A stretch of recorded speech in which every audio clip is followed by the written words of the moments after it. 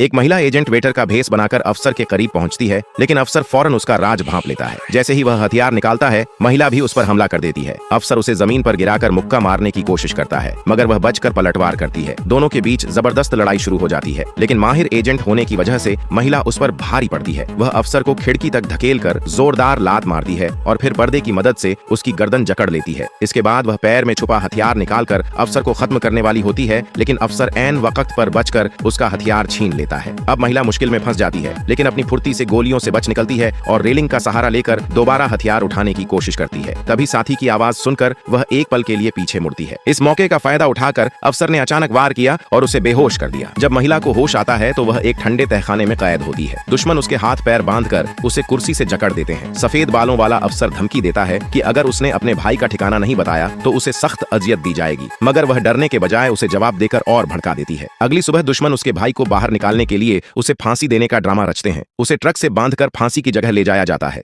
क्योंकि उन्हें यकीन होता है कि उसका भाई उसे बचाने जरूर आएगा।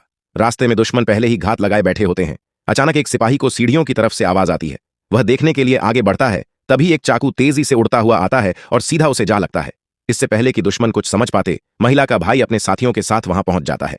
दोनों तरफ से जबरदस्त लड़ाई होती है और कुछ ही पलों में ऊपर मौजूद सिपाही सीढ़ियों से नीचे गिरा दिए जाते हैं। भाई अपनी बहन को ट्रक से बंधा देखकर फौरन उसे आजाद करने लगता है। तभी एक सिपाही ट्रक पर चढ़ता है और उसके चेहरे पर रहस्यमयी मुस्कान आ जाती है।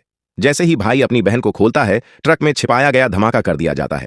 जोरदार धमाके के साथ आग के शोले आसमान तक उठते हैं और दुश्मनों को यकीन हो जाता है कि महिला का भाई मारा गया।